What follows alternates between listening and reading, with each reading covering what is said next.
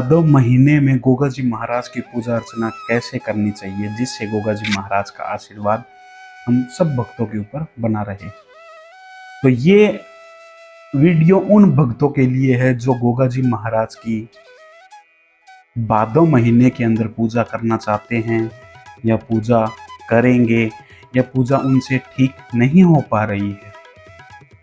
तो कृपया मैं आप सभी को इस वीडियो के अंदर भादव महीने की पूजा बताऊंगा, पूजा विधि बताऊंगा, संपूर्ण विधि बताऊंगा।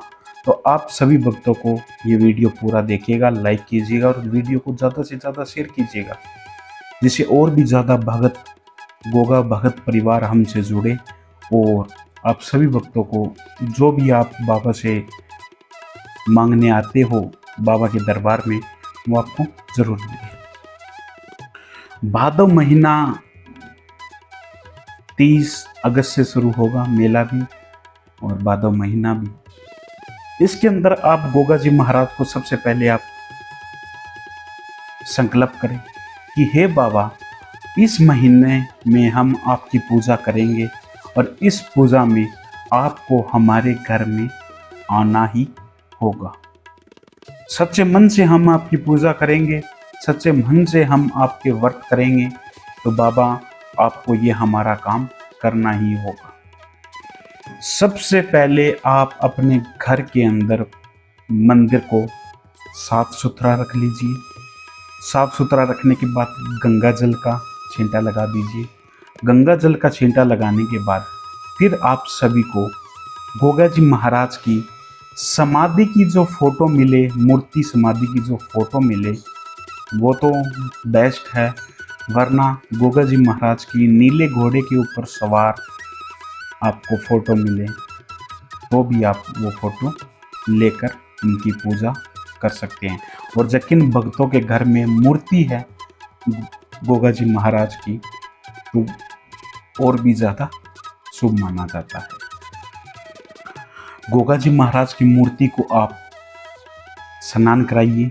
स्नान कराने के बाद फिर जो भी यानी कि आप उनको वस्त्र पहनाइए मूर्ति को, या फोटो है तो उनके ऊपर आप जनेऊ रख सकते हैं। जनेऊ रखने के बाद फिर आप सभी भक्तों को एक गंगा जल का लोटा पूजा स्थान के अंदर रखना होगा। पूजा स्थान के अंदर रखने के बाद फिर आप सभी भक्तों को 3 दीपक लेने होंगे, चाहे वो दीपक मिट्टी के हो चाहे वो दीपक लोह के हो, वो दीपक लेने होंगे। और आपको मार्केट से जाकर सबसे पहले गोगा जी महाराज का आप 1 महीने तक पूजा करना चाहते हो तो आप अपने हिसाब से घी लेकर आइएगा। जोत का घी होना चाहिए, वो घी कहीं भी दूसरी जगह इस्तेमाल आप नहीं कर सकते। जब वो घी बाबा के लिए आया है तो वो इस्तेमाल बाबा के लिए ही होगा। 3 दीपक रख लीजिए। दीपक रखने के बाद फिर उनकी जो बत्ती होती है बत्ती बनानी है। बत्ती बनाने के बाद फिर आपको तीनों दीपक में बत्ती रख देनी चाहिए।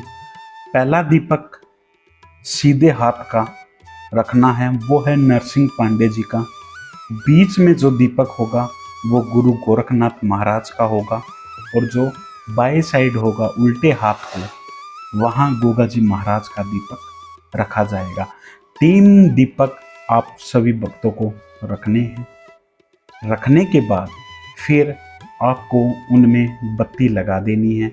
बत्ती लगाने के बाद घी डाल देना है। फिर आप सभी भक्तों को वो तीनों जो दीपक हैं वो प्रज्वलित करने हैं। अब प्रज्वलित कैसे करने हैं वो मैं आप सभी भक्तों को बताऊंगा। माचिस से वो प्रज्वलित नहीं करने हैं। आपके घर के अंदर धूप होगी, धूप गूगल कह देते हैं धूप।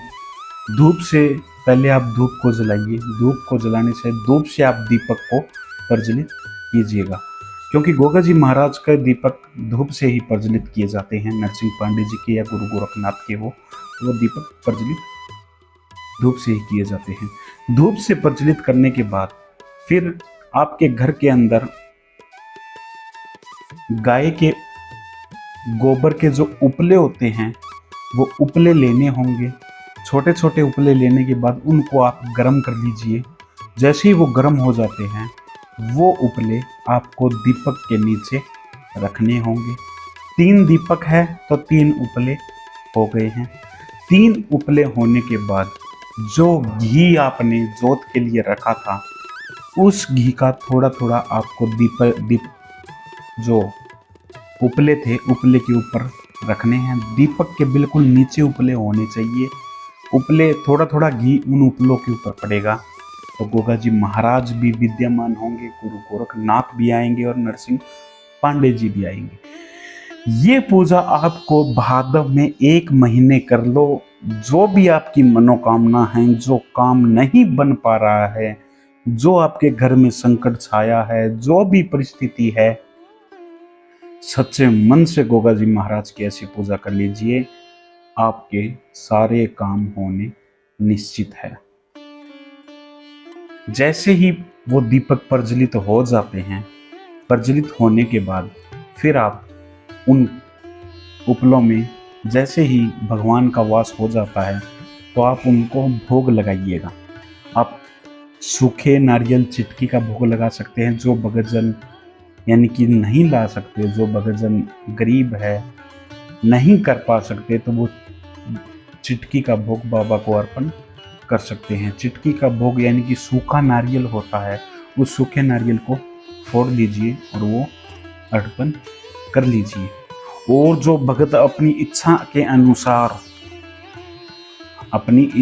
अनुसार बाबा को चढ़ाना चाहता है तो वो हलवा, खीर, चूरमा या कोई भी मीठा भोग चढ़ा सकता है। नरसिंह पांडे जी को लड्डू का भोग लगा सकते हैं। भगवान गोगा जी महाराज को आप खीर का भोग लगा सकते हैं और गुरु गोरखनाथ को आप चूरमे का भोग लगा सकते हैं।